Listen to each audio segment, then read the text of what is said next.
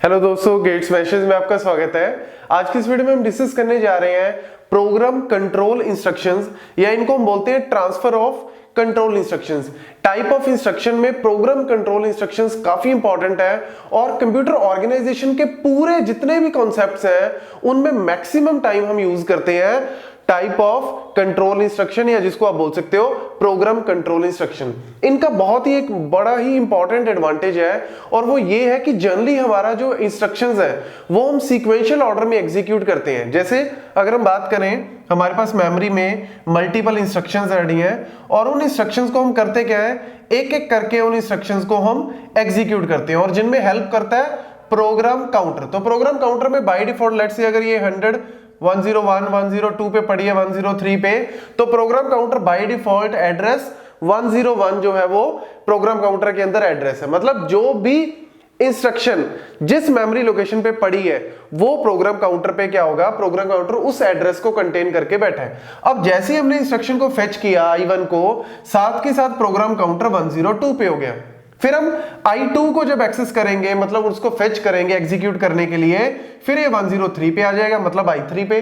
फिर जब हम I3 को एग्जीक्यूट करेंगे तब ये 104 पे आ जाएगा, दैट इज व्हाट I4 जहां पे पड़ी है। मतलब सीक्वेंशियल ऑर्डर में हम एग्जीक्यूट कर रहे हैं और इस मोड को बोलते हैं हम इम्प्लिसिट मोड।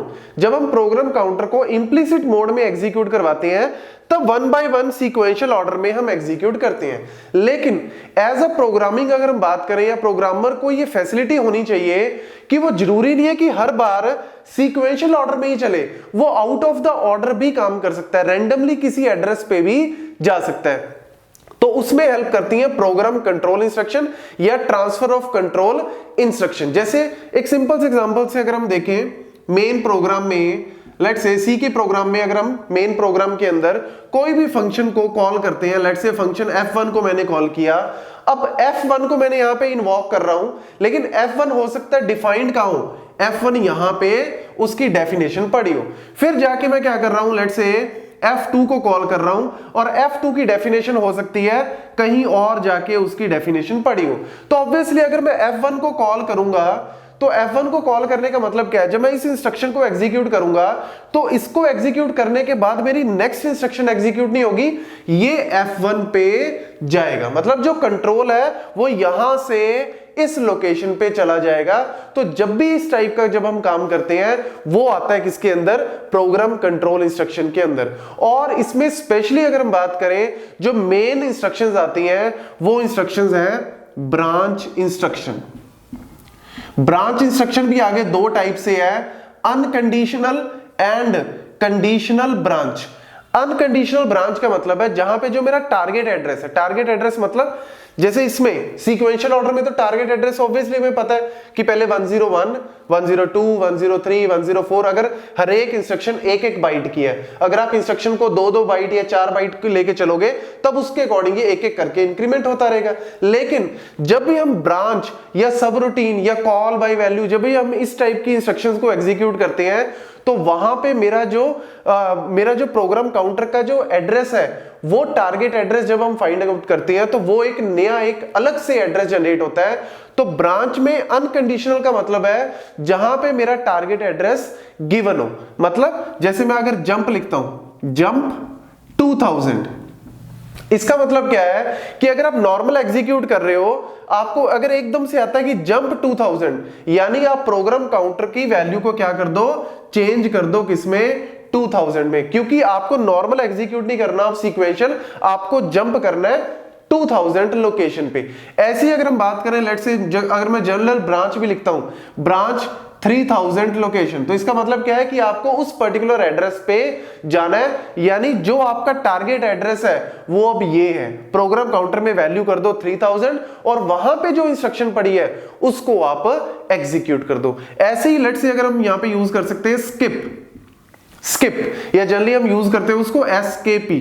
स्किप का मतलब क्या है कि लेट्स से अगर मैं इंस्ट्रक्शन को एग्जीक्यूट कर रहा हूं, नॉर्मली 100 को 101 102 पे पड़ी है, I1 है, I2 है, I3 है, इस तरीके से अगर मैं एग्जीक्यूट कर रहा हूं। लेट्स से प्रोग्राम काउंटर जो है वो मेरा 100 लोकेशन पे है, मैंने I1 को फेच किया, ये 101 पे चला गया, मैंने I2 को फेच किया, ये 102 पे चला गया।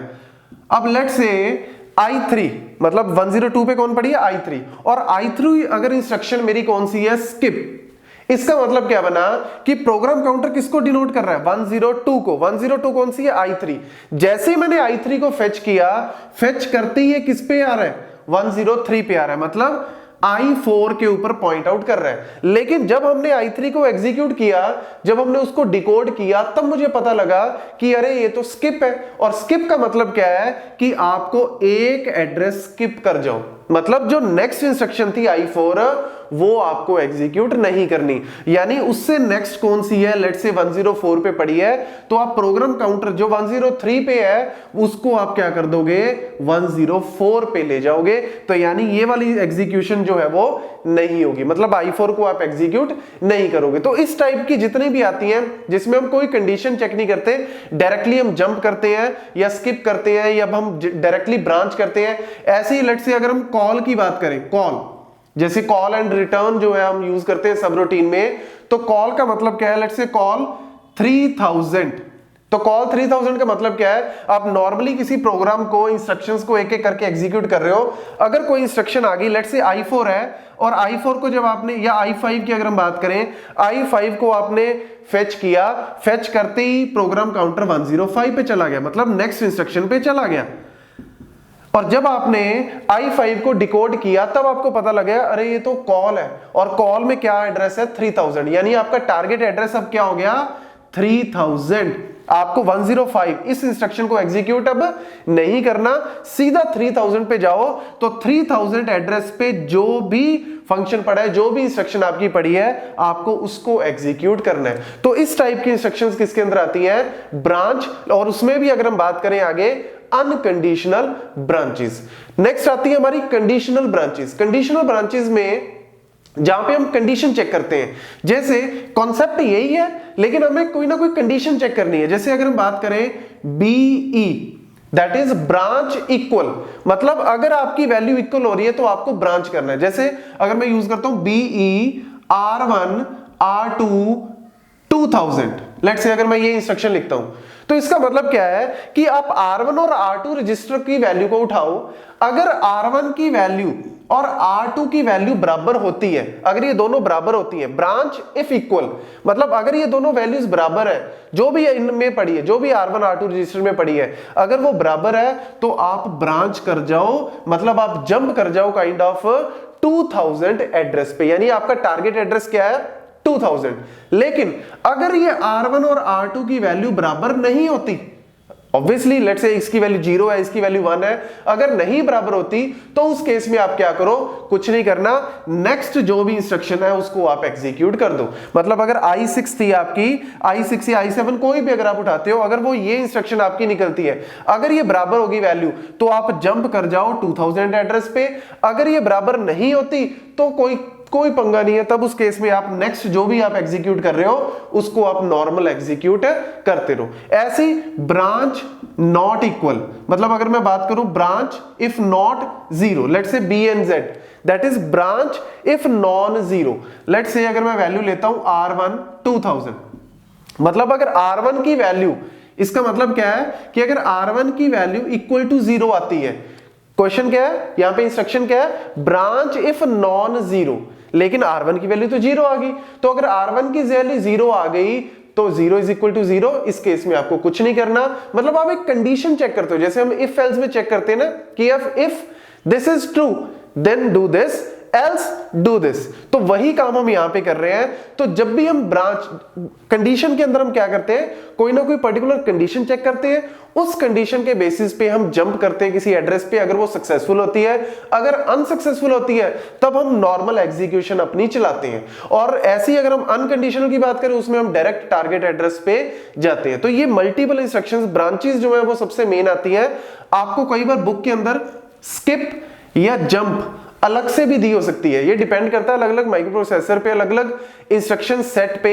कई बार क्या होता है कि किसी इंस्ट्रक्शन सेट में स्किप अनकंडीशनल के अंदर ही आ जाती है, लेकिन कई बार ये अलग से भी आती है। तो ऑन एन एवरेज आप कह सकते हो कि ब्रांच इंस्ट्रक्शन में आपकी अनकंडीशनल, कंडीशनल ब्रांचेस है, जंप है, ब्रांच है, स्किप है, कॉल एंड रिटर्न है, और स्पेशली कॉल एंड रिटर्न में हम जनरली यूज करते हैं स्टैक्स को, ताकि हम जब रिटर्न करें, रिटर्न का मतलब क्या है, जब हम कॉल 3000 कर रहे हैं तो हम क्या कर रहे हैं, किसी नए एड्रेस पे जंप कर रहे हैं। जब हम इस नए एड्रेस पे जंप करेंगे उसको हम एग्जीक्यूट करेंगे।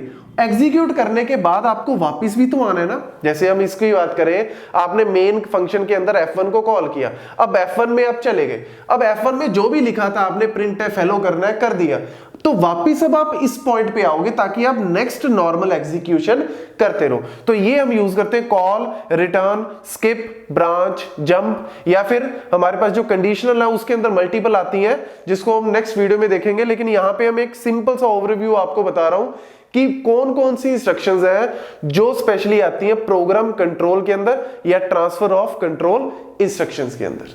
Thank you.